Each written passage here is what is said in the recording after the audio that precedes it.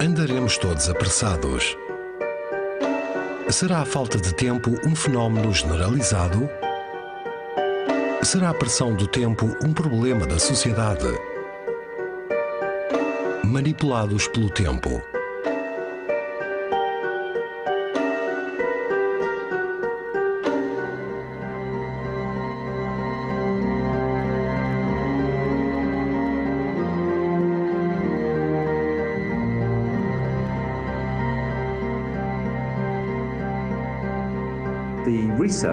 A investigação tentou apurar se o ritmo de vida, a velocidade a que vivemos, estava a aumentar em todo o mundo.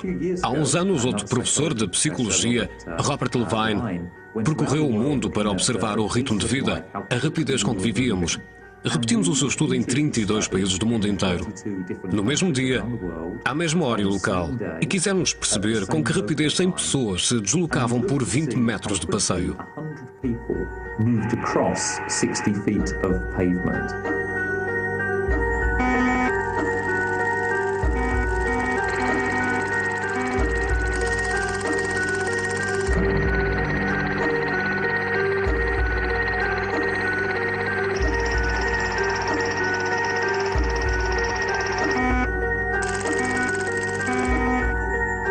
Comparando os dados que obtivemos com os dados de há 10 anos, poderíamos ver se o ritmo de vida tinha acelerado. E tinha, cerca de 10%. Ou seja, atualmente movimentamos 10% mais depressa do que há uma década. Tem de haver uma altura em que começaremos a estabilizar, caso contrário, tornar-nos-emos cada vez mais rápidos. A determinado momento será uma loucura. Talvez tenhamos atingido esse ponto. É possível que agora vivamos o mais depressa que podemos. Teremos atingido o nosso limite. Andaremos tão depressa quanto é possível andar? Essa não é a opinião de uma sociedade londrina que faz campanha pela construção de uma autoestrada para peões. Jay Tyrrell, representante dos comerciantes de Oxford Street, participou na campanha.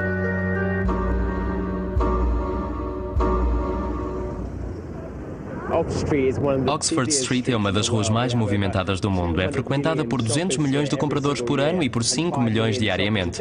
Por isso surgiu a ideia de criarmos uma faixa rápida e uma faixa lenta. Na rápida teríamos de nos deslocar a uma determinada velocidade. Não poderíamos falar ao telemóvel, nem ouvir música. Teríamos de saber exatamente para onde íamos e mantermos-nos nessa faixa. Teríamos agentes a fazer patrulhamento para evitar congestionamentos. Teríamos câmaras de um circuito fechado de televisão que poderiam monitorizar a velocidade das pessoas, verificar se cumpriam as regras e potencialmente encontrar aquelas que não seguissem ao ritmo que deveriam. É óbvio que se as pessoas pretendem fazer outras coisas, como ouvir música, brincar com os telemóveis ou Blackberries, o ritmo abranda e não as queremos nessas faixas. Para distinguir a faixa rápida da lenta é necessário um sistema de marcação. Podia, por exemplo, usar-se pavimento vermelho na faixa rápida e um pavimento normal para a faixa lenta. Ouvi dizer que apresentou o projeto aos transportes de Londres. Sim. Como é que foi recebido? Gostaram da ideia, mas o problema foram os custos. Seria dispendioso monitorizar a faixa, colocar a sinalização e reformular as ruas. Por isso gostaram da ideia e do projeto, mas a questão é sempre quem o financiaria. Portanto, foi mais um problema de custos? Sim, o problema foi o financiamento, mas gostaram da ideia. Mas se as autoridades são a favor do projeto, estarão os peões dispostos a aceitar uma autoestrada nos passeios? Creio que seria bom para as pessoas que trabalham em Londres, porque obviamente precisam de se deslocar do ponto A para o ponto B muito mais depressa. Se a sociedade quer que andemos mais depressa, então deveríamos andar mais depressa. Não o choca o facto de alguém que ande mais devagar poder ser multado por isso? Bom, se for questões de saúde, eu compreendo, mas talvez precisem andar de mais depressa. É saudável, é mais saudável. Se não houver multas, ninguém cumprirá. As pessoas habituar-se-ão. Temos algumas multas que parecem resultar. Acabaremos todos por respeitar o facto de os outros precisarem de chegar rapidamente ao seu destino, em vez de serem obrigados a abrandar por causa dos outros. Os promotores da Fastlane prevêem ir além dos limites de Londres, exportando o projeto para outras cidades da Inglaterra, mas também para outros países. Concordaria que isso fosse aplicado a Paris? Não. Porquê? Porque não gosto de imposições. Não gosto que me façam andar mais devagar ou mais depressa, que me obriguem a isso. Concordo que temos de andar mais depressa, mas daí a sancionar, não sei. Não sei se deveria chegar a isso. Penso que a educação talvez nos pudesse permitir fazer passar a ideia sem recorrer a sanções. A educação começa com os mais jovens. Assim, se ensinarmos as pessoas a caminharem com mais rapidez do ponto A para o ponto B, talvez isso torne a deslocação mais fluida. Como se aprenderia isso? Aprender-se-ia na escola? Sim, creio que isso seria o ideal, pois acredito que se deve aprender na fonte. Por que não? Qual foi a base de onde surgiu esta ideia? Aqui em Londres temos uma das ruas mais movimentadas do mundo. Como disse, 200 milhões de compradores e as pessoas que frequentam Oxford Street sentem-se cada vez mais frustradas. Com quem anda devagar? Talvez turistas. Irritam-se e enfurecem-se. Realizaram um estudo segundo o qual 9 em cada 10 pessoas já manifestaram fúria do passeio? Sim, é um índice muito elevado e uma questão importante para nós. A fúria do passeio é um fenómeno que pode surgir em locais muito frequentados por peões, em que os mais rápidos se irritam com os mais lentos. Se em geral ela se limita à irritação, por vezes pode ir mais longe. Já fez uma primeira vítima, morta a tiro, por ser demasiado lenta nas escadas rolantes.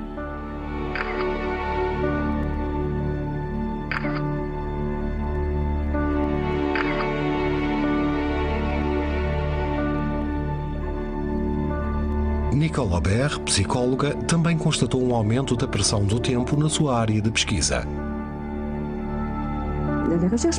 Nas pesquisas anteriores que fiz na área do trabalho, as pessoas, até há uma dezena de anos, diria, falavam no stress, na sobrecarga, mas nunca no tema do tempo. O que me surpreendeu bastante, após esse curto período, foi que quando me falam do seu trabalho, do seu ambiente profissional, mencionam com frequência essa dimensão relacionada com o tempo, a pressão do tempo, a obrigação de reagir no imediato. D'obligation de réagir dans l'immédiat.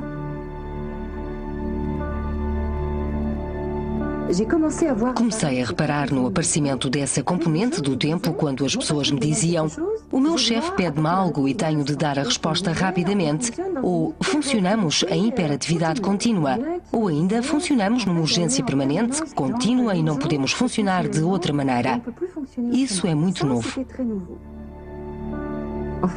De facto, se refletirmos sobre a nossa relação com o tempo e sobre a forma como falamos dele, é surpreendente, pois apercebemos-nos de que, para falar do tempo, recorremos a metáforas. A primeira metáfora é a do rio, ou seja, a ideia de que o tempo corre, flui, foge. Essa metáfora do tempo é muito, muito antiga. Remonta à antiguidade.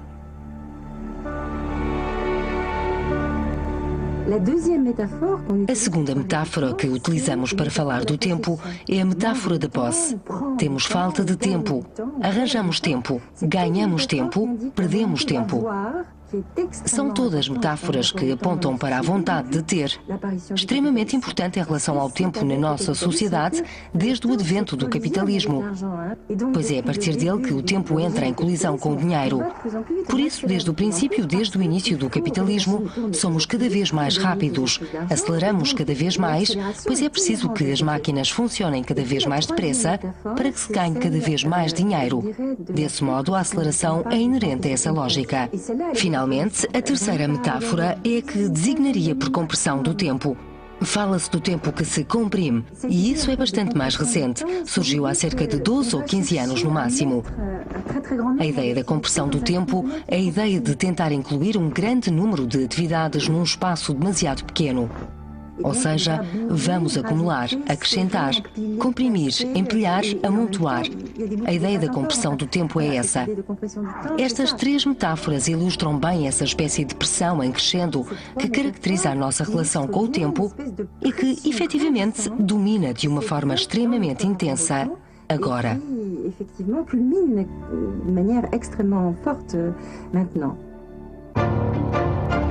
Mas a pressão do tempo não afeta apenas os adultos. Segundo vários sociólogos, também começa a atingir as crianças. Elas também se tornarão cada vez mais apressadas, ao ponto de deixarem de ter tempo para brincar. Muito preocupada com a questão, a Lego requisitou à socióloga Anne Flemer um estudo em 5 países ocidentais sobre o tempo das crianças. Ela apresentou os resultados numa conferência intitulada O Desaparecimento da Brincadeira.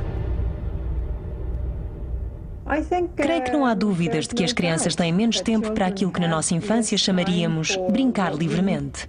Um tempo em que não existem quaisquer compromissos, em que se pode fazer o que se quiser, durante um tempo suficientemente longo, que permite mergulhar num universo lúdico e esquecer tudo o que nos rodeia.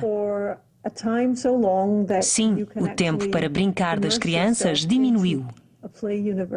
E as suas brincadeiras tornaram-se mais estruturadas.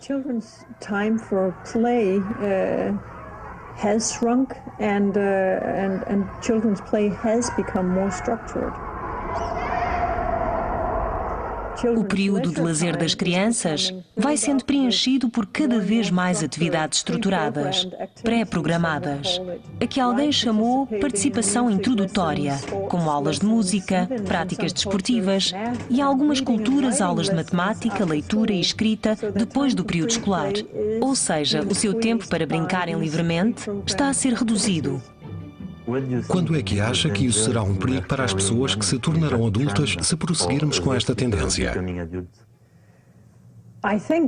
Penso que, se levarmos isso ao extremo, acabaremos por ter pessoas excelentes na reprodução de conhecimentos, no processamento de dados, na reprodução de rotinas, mas provavelmente não tão boas a pensar criativamente.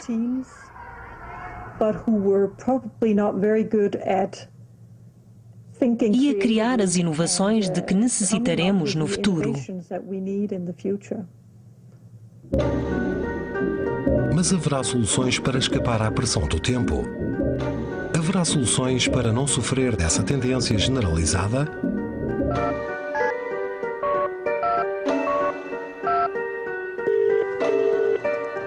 Em que posso ajudar? Consultei o vosso site e fiquei a saber que dão cursos de gestão de tempo. Exatamente. A Viva é responsável por eles. Temos uma grande vantagem nestes cursos, pequenas encenações com atores. Pedimos-lhes que parem e avancem durante o curso para progredirmos na nossa aprendizagem. Os desperdiçadores de tempo ensinam-nos a lidar com colegas que nos fazem perder tempo.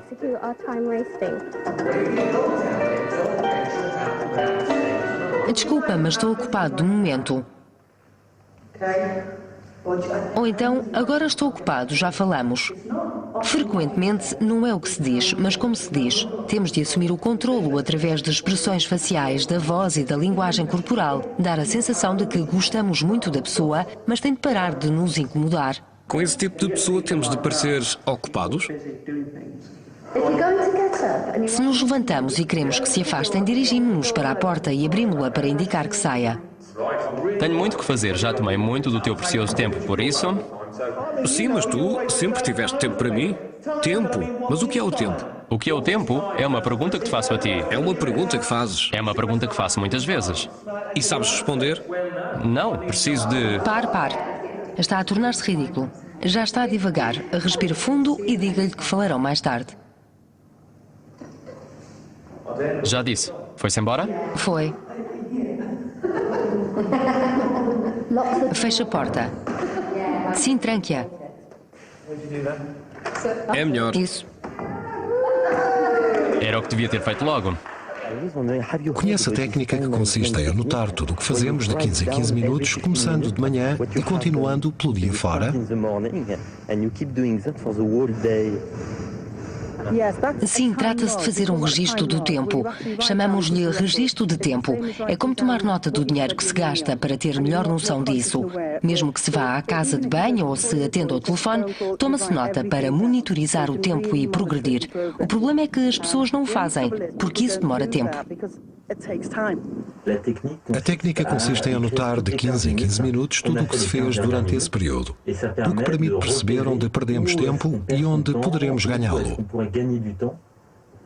Adotaria essa técnica? Não, nem pensar. Não. Além disso, tenho uma relação com o tempo em que gosto de me dedicar às coisas e ter tempo pela frente.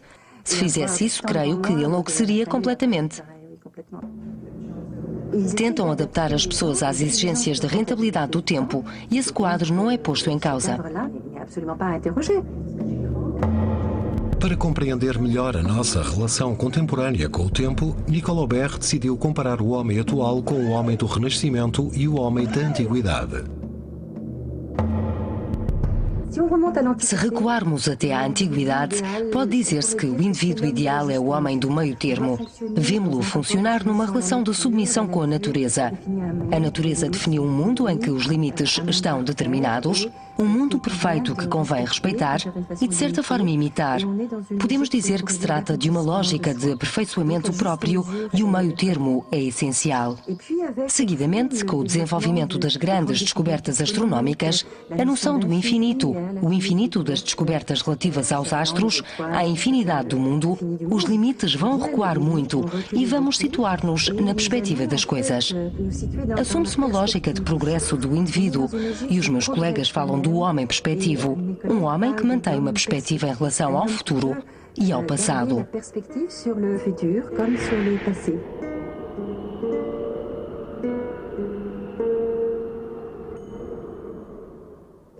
É precisamente por oposição, no fundo, a esses dois períodos que acabei de descrever em traços largos, que podemos dizer que na nossa época temos uma ligação com o presente. Somos algo esmagados por ele. Já não temos tempo de refletir sobre o passado e, de certo modo, a projeção no futuro torna-se difícil para o comum dos mortais. Eu diria que estamos perante o homem do instante, que já não funciona em função do aperfeiçoamento próprio da antiguidade. Já não funciona em função do seu progresso, propiciado pelo advento da modernidade, das grandes descobertas do século XVI, mas sim excedendo-se a si próprio, ou seja, é permanentemente obrigado a dar o máximo da máquina, que de certo modo somos, num mínimo de tempo e deixando de ter possibilidades de pensar e de ter tempo para refletir e analisar. Mas como é que chegamos a isso? Como é que se passou de um homem aberto ao passado e ao futuro para um homem esmagado pelo presente?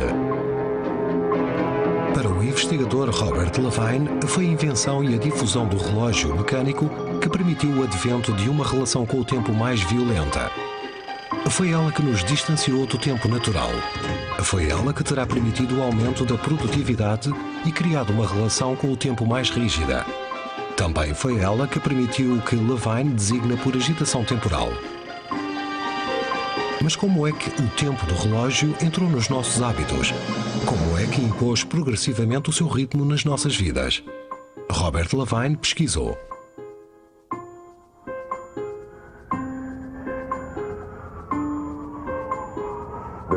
Pode dizer-se que o relógio de quartzo se converteu nas algemas do nosso tempo. Mesmo que não se use relógio de pulso, podemos ver as horas no telemóvel, num relógio de parede ou programar alertas em dispositivos eletrónicos. As pessoas tornam-se obcecadas com o tempo, com o saber que horas são.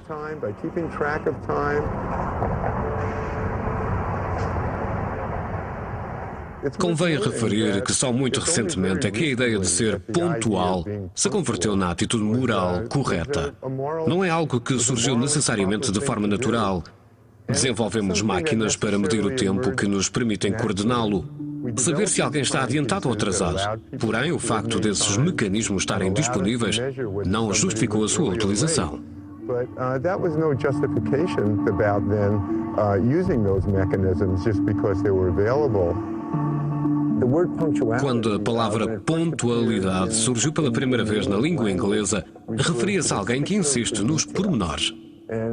Só adquiriu o seu significado atual nos últimos 100 anos.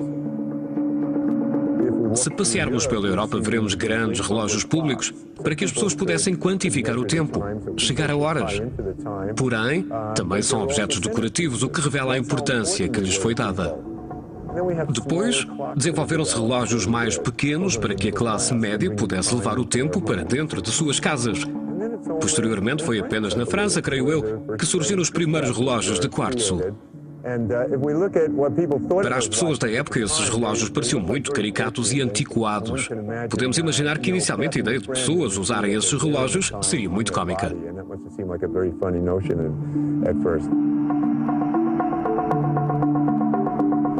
Convém mencionar que o desenvolvimento dessas máquinas do tempo precisas se deu logo após o início da Revolução Industrial. E o facto de o tempo passar e estar disponível para um número mais elevado de pessoas surgiu, perdoem-me o trocadilho, no momento certo em termos dos negócios.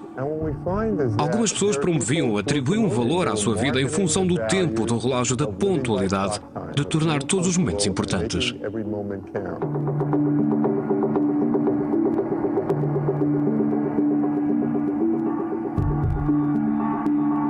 Point out your unprofitable employees.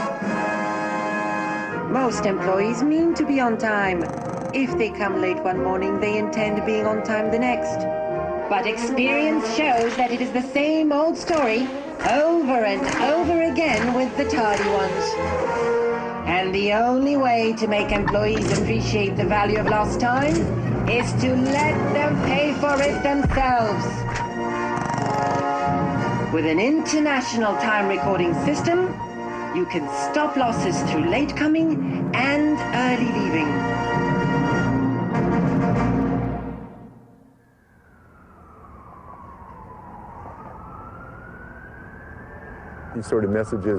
Este tipo de mensagens era muito intenso e vendido às empresas, pois tratava-se de um modo competitivo em que o tempo era dinheiro e perder o controle dele equivalia a fracassar. Porém, também existiam mensagens subreptícias em termos de marketing. Estamos numa escola primária em São Francisco, Califórnia, onde as crianças aprendem valores elementares que provavelmente as acompanharão ao longo da vida. Se estes alunos frequentassem uma escola como esta há 120 anos, leriam livros que promoviam a moral obsoleta, não apenas de eficácia, de aprender a ver as horas e de viver em função do tempo do relógio, mas por vezes das consequências de vida ou de morte, de se viver em função desse tempo. Se analisarmos as cartilhas infantis, por exemplo, as McGuffey de 1880, muito populares nos Estados Unidos, vemos a ideia do tempo como algo que tinha de ser aprendido e que era promovido por vezes de forma bastante perturbadora.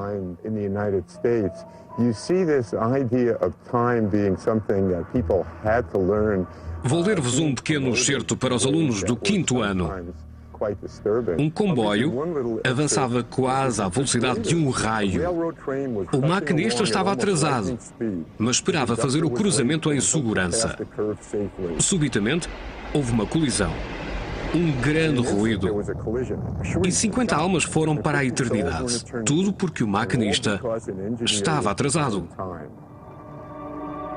Napoleão morreu prisioneiro em Santa Helena porque um dos seus marchais se atrasou. As mensagens foram ainda mais longe. Os atrasos podiam provocar a derrocada da economia, a guerra, o fracasso da guerra e, sem dúvida, a destruição das relações românticas. As crianças do 5º ano ouviam este tipo de mensagens e, simultaneamente, as companhias que vendiam tempo promoviam a necessidade de recorrer a esses mecanismos para que os adultos chegassem a horas.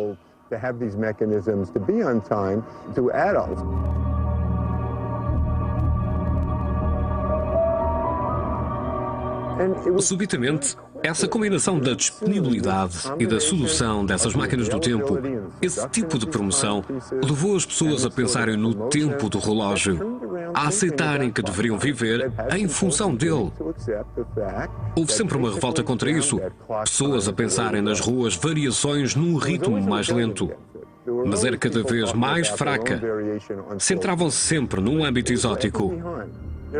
O que imperava era a ideia de que, se queria ter sucesso, se queria triunfar neste mundo moderno, tinha de se viver em função do tempo do relógio. Mas será possível escapar ao tempo do relógio atualmente? É possível ter uma abordagem do tempo menos mecânica? Soraya é uma radical. Optou por defender a sua abordagem natural do tempo, custe o que custar. Mas será possível aliarmos-nos do tempo do relógio quando o mundo inteiro se rege por ele? Há 20 anos que estou atrasada. No início dizia, mas serei parva, não é possível. Levanto-me 3 horas antes, mas atraso-me. Não é possível. O que é que se passa comigo? Porém, a determinada altura percebi claramente que o meu ritmo é um ritmo natural. Somos escravos do barulho dos relógios, dos despertadores, dos relógios de pulso, dos horários de encontros. Creio que queria recusar todos os condicionamentos possíveis, todos. Respeito os outros. Se as pessoas têm pressa, não as critico. Penso, não faz mal, estão ocupadas. Virão quando vierem e pronto. É verdade. Talvez seja uma falta de respeito quando é feito propositadamente. Mas eu não o faço. Não calculo o meu atraso para dizer, estou-me nas tintas para vocês. Não podem começar sem mim e terão de esperar. Irritam-me. São uns imbecis e vão ter de esperar. Não é nada disso. Acredito que essa concepção do tempo me permite permanecer livre.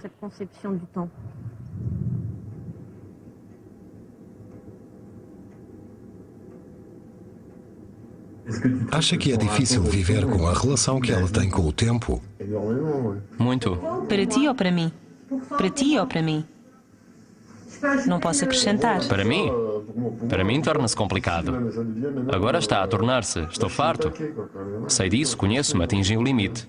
É cansativo, é muito cansativo viver com pessoas assim. É muito complicado.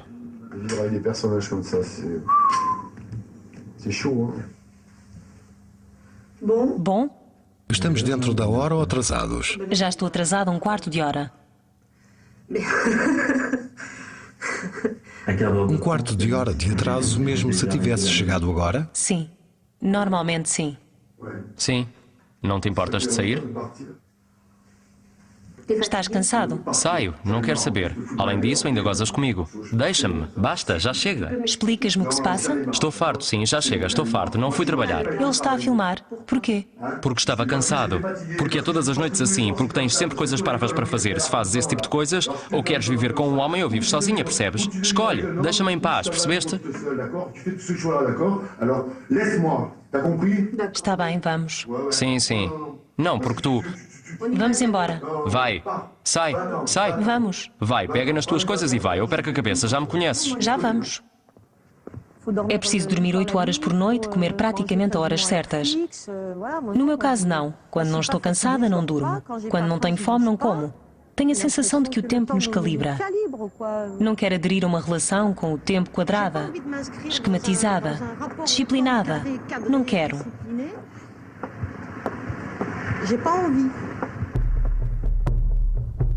Mas se atualmente pode ser difícil abstermos-nos do tempo do relógio, como é que ele foi encarado por outras culturas?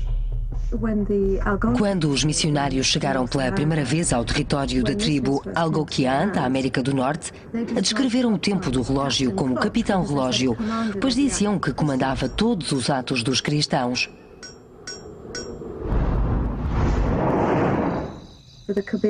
Para a tribo Kabyle da Argélia, o relógio é designado Moinho do Diabo. A velocidade é extremamente demoníaca e competitiva. Mas distintas de encarar o tempo, em vez de uma ideia rígida, monolítica, monocultural, cristã ocidental, mundialmente imposta, a que chamaria Coca-Colização do tempo.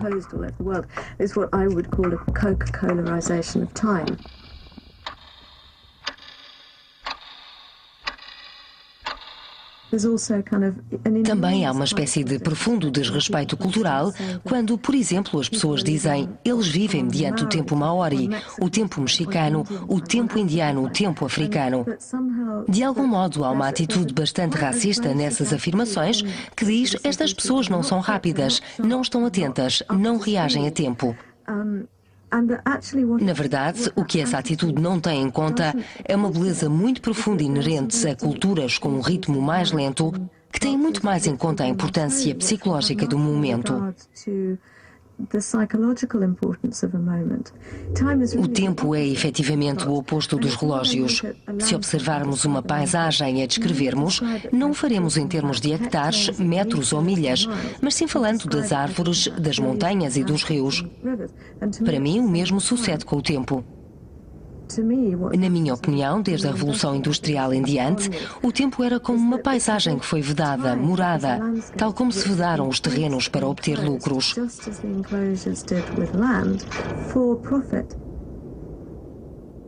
Creio que numa sociedade em que o tempo está tão vedado, tão morado, as pessoas acabarão por se revoltar. Na década de 1830, foram colocados relógios sobre os portões das fábricas e na Grã-Bretanha os operários partiram-nos em fúria. Para eles era uma ofensa contra o espírito humano, tão grande que destruíram os relógios.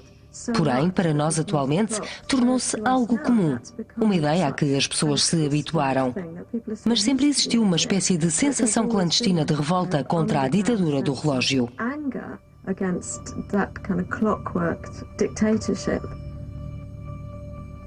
Mas essa revolta clandestina ainda é atual? Ainda existem indivíduos que lutam ativamente contra a nossa abordagem do tempo. Existirão movimentos organizados que combatem a ditadura do relógio. Haverá núcleos que organizaram uma resistência. Recentemente surgiu um novo movimento. Presente em 40 países, ataca a nossa concepção contemporânea do tempo. Carl Honoré é um homem influente nele, tal como Soraya combate o relógio, mas noutra frente. Faz parte do movimento Slow, uma organização que se bate contra a cultura da rapidez. Acreditamos que no século XXI a lentidão tem um papel a desempenhar.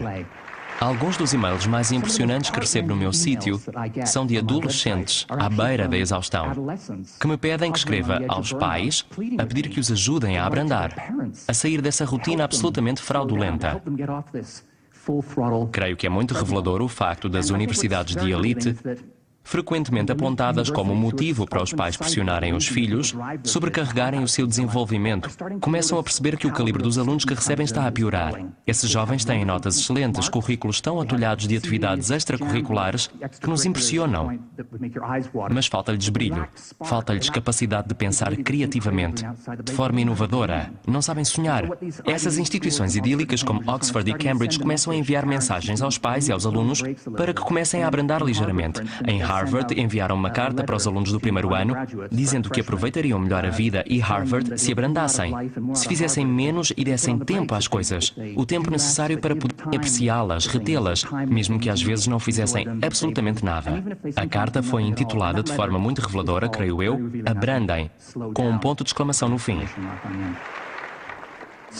A velocidade torna-se uma forma de nos desviarmos das questões mais íntimas e profundas. Estou bem, estou feliz, os meus filhos estão a crescer bem, os políticos tomam boas decisões em meu nome. Será possível que esta seja a questão fundamental hoje? Será possível abrandar? É com prazer que digo que a resposta é um sonoro sim.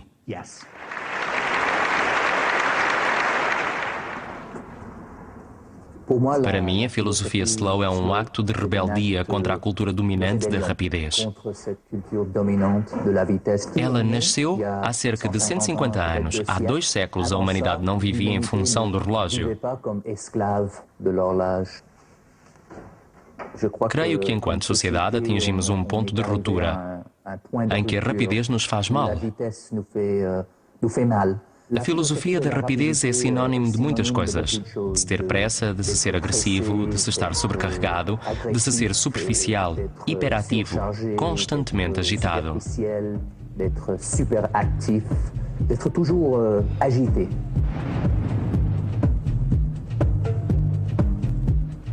A filosofia da lentidão implica ser calmo, tranquilo, privilegiar a qualidade e não a quantidade, a reflexão e não a reação, ter relações humanas profundas, ter paciência, ter prazer com as coisas.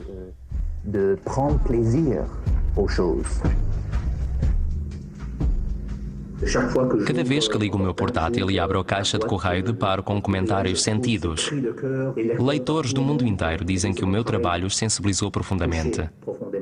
E isso ajuda-me a continuar nos momentos em que tenho vontade de deixar tudo, de parar um pouco. Este e-mail chegou há 2 ou 3 dias e é de um norte-americano. Ao assimilar a mensagem principal do seu livro, decidi deixar de trabalhar na área de marketing ontem.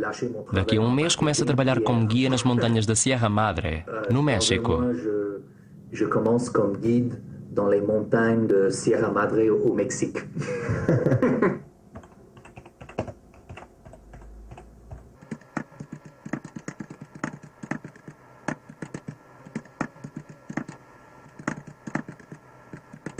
Foi algo que decidi desde o início, que iria responder a todos os e-mails.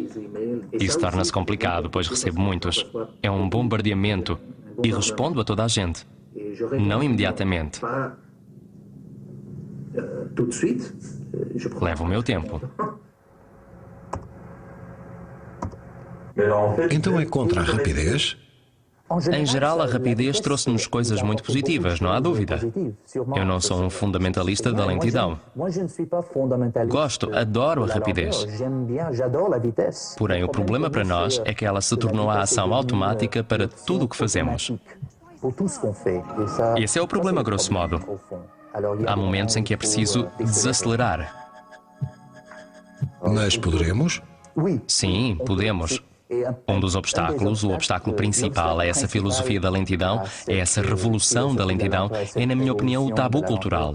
Se procurarmos a definição de lentidão no dicionário, encontramos sempre sinónimos muito negativos, pejorativos, como preguiça, estupidez, torpeza, antimodernismo. Isso faz parte do tabu. Reforça o tabu cultural que existe contra a lentidão. Vemos que, pelo contrário, a rapidez é encarada como um valor positivo. Se encontramos alguém na rua e perguntamos como está, a resposta frequente hoje em dia é: ando muito ocupado. É uma forma de dizer: sou muito ativo, super produtivo, sou interessante, poderoso, moderno. Estar ocupado, apressado, é a prova do meu sucesso. Não tenho tempo de tomar um café contigo porque sou muito importante e não tenho tempo.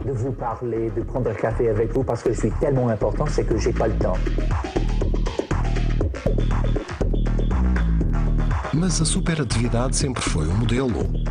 Jonathan Gershani, diretor do Departamento de Sociologia da Universidade de Oxford, debruçou sobre a questão.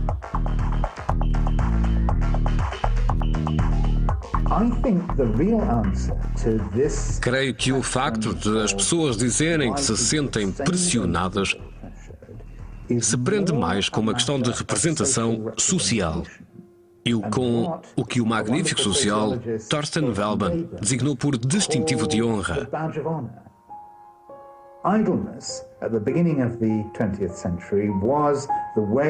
No início do século XX, a ociosidade era a forma de mostrar que se pertencia à classe dominante.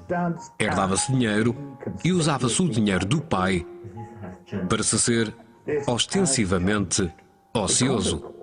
Isso mudou? Sim, mudou. Outrora havia boas hipóteses de se herdar a fortuna paterna quando ainda se era jovem. Os pais morriam quando os filhos tinham 20, 30 anos. Atualmente, porém, os pais não morrem de exaustão aos 40 ou 50 anos. Chegam aos 60, reformam-se e passam 20 ou 30 anos a gastar. Frequentemente a riqueza que os filhos herdariam. Como é que reproduzem a sua posição social? Preparam os filhos, educando-nos para arranjar empregos remunerados, para usarem as suas capacidades em troca de salários elevados. Se há 100 anos o milionário típico era alguém que se sentava na sua poltrona a cortar cupões, atualmente o milionário típico ainda será filho de outro milionário, mas será advogado de grandes empresas, banqueiro, executivo industrial, que tem de fazer algo para ganhar o seu dinheiro. A questão é essa. Atualmente a classe dominante não é ociosa, os seus membros são ocupados e assinalam sua pertença a essa classe mantendo-se ocupados. Agora, a ocupação é um distintivo de honra equivalente ao da ociosidade de há 100 anos.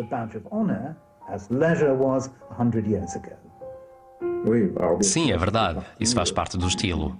É uma espécie de modelo de modernidade, diria eu. Ou era? Talvez agora caminhemos para a arte suprema. Alguém que tem muitos compromissos, que tem milhares de atividades diárias, mas que apesar disso consegue ter momentos de pausa para se dedicar, de tempos a tempos, a uma atividade relaxante, mas que não deixa de ser uma atividade. Não há um vazio.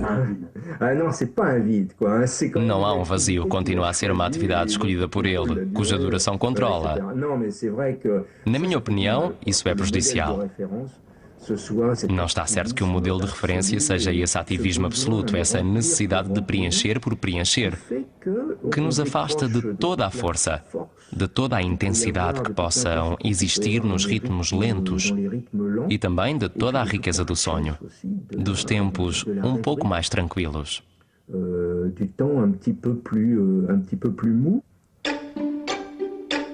Mas o que pensam os peões? Estará o tempo sobrevalorizado? Se a hiperatividade é um modelo, como se encara a ociosidade? Isso é dramático. Tenho pena das pessoas que nada têm para fazer, pois considero que é bom ser-se constantemente ativo.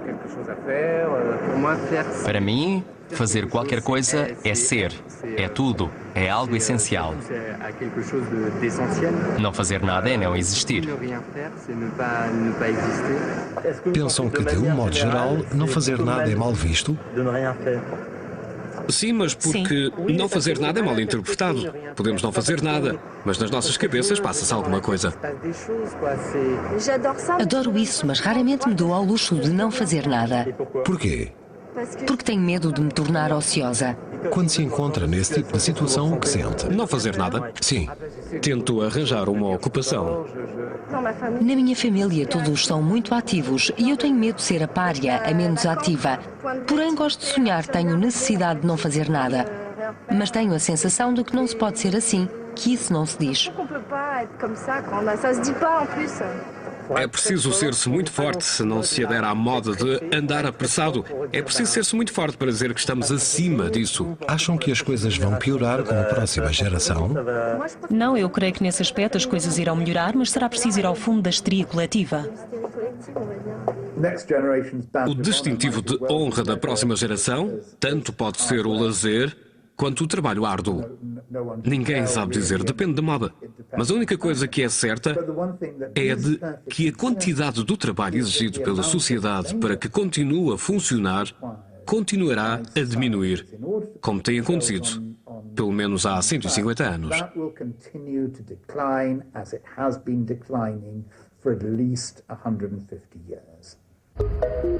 De facto, as máquinas continuam a substituir o homem nas fábricas. Foi essa mecanização que permitiu as sucessivas reduções do horário de trabalho. Na década de 1820, trabalhava-se em média 70 horas por semana. Em 1860, 60 horas. Na década de 1960, 40 horas. Nessa época, pensava-se que, com o desenvolvimento tecnológico, o horário de trabalho baixaria para 20 horas semanais por volta do ano 2015.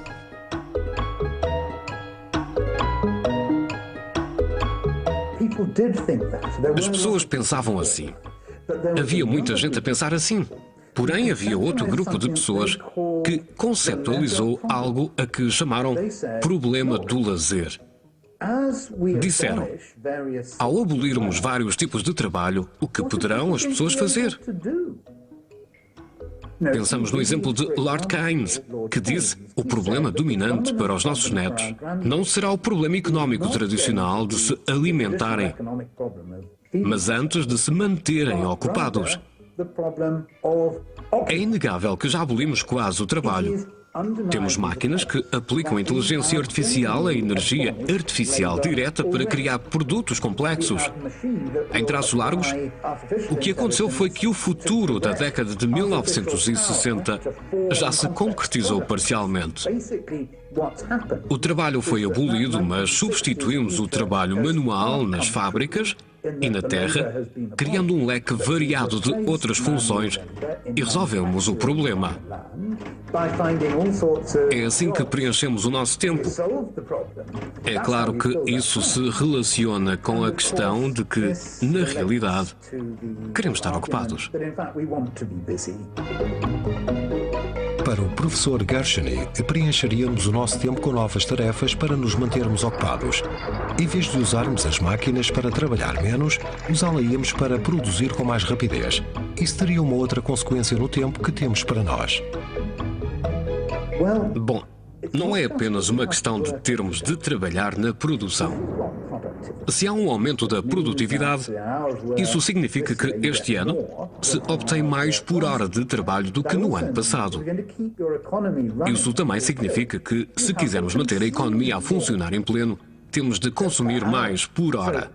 Em inglês, temos a palavra produtividade. O aumento da produtividade implica incrementar a quantidade que se produz por hora.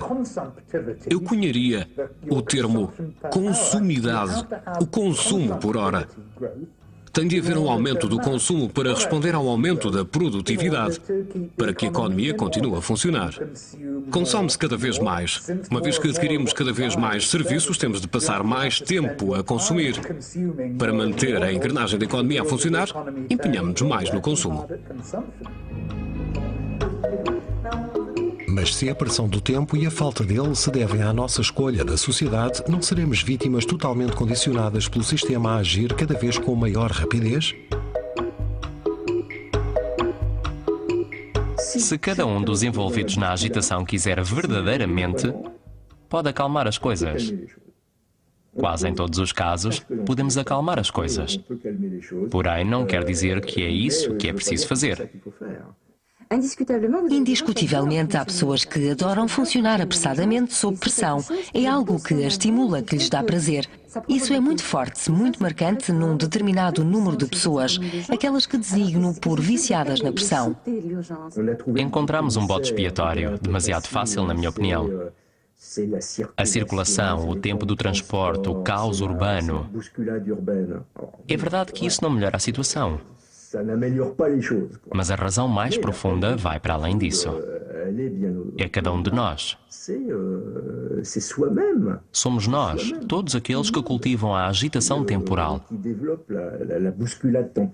Porque temos vontade de fazer coisas, de fazer mais, de fazer melhor, de viver com mais intensidade, em grande, de multiplicar as atividades, ou seja, as possibilidades. Atualmente é uma obsessão. Existe a sensação de que só temos uma vida e que não queremos desperdiçá-la. Não a queremos desperdiçar e por isso há um sonho de intensidade. De viver coisas, momentos, coisas diferentes, acontecimentos. Em contrapartida, o vazio é o que realmente assusta, pois é um sinal de que se está prestes a fracassar.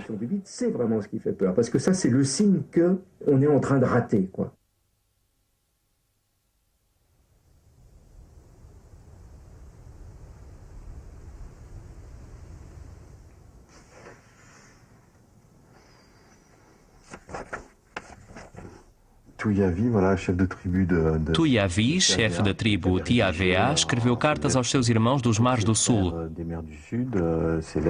Cartas que explicavam como era o branco aos seus olhos, porque ele tinha viajado. O homem branco? O homem branco. Passámos 1000 anos a refletir, a fabricar ferramentas, a fabricar um sistema, uma civilização. Não critico. É assim, vivemos nela. Porém, durante esse período, outros povos evoluíram de outro modo. Não estagnaram. Há povos que ficaram tecnologicamente na Idade da Pedra, mas em contrapartida evoluíram interiormente. Não passaram o tempo a idealizar a cavilha de metal, o tirante roscado, a máquina, o motor, tudo isso. O que não impede de terem evoluído. Há um capítulo do livro em que ele fala do tempo, da nossa abordagem do tempo. Sim, da forma como o dividimos e de sermos prisioneiros, seus prisioneiros.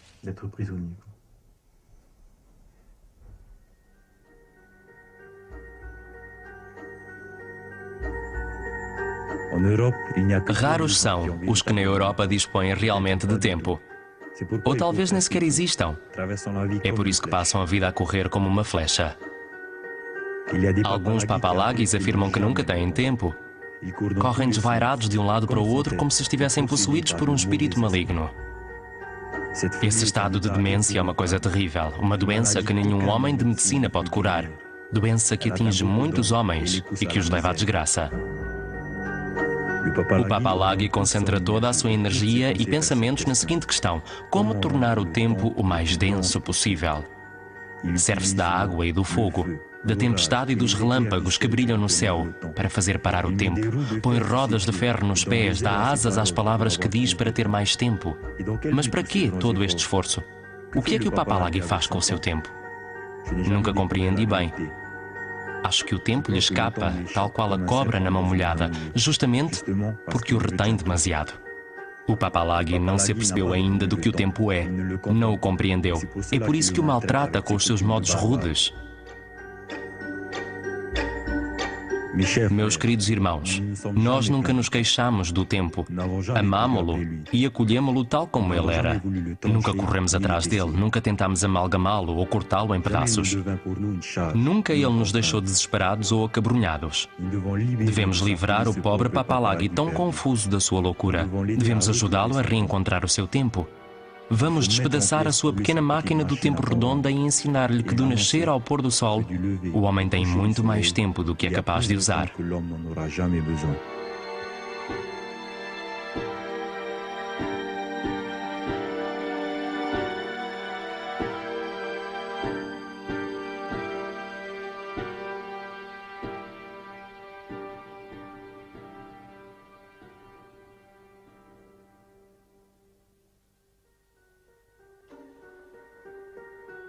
Pim Pam Pum, produção audiovisual.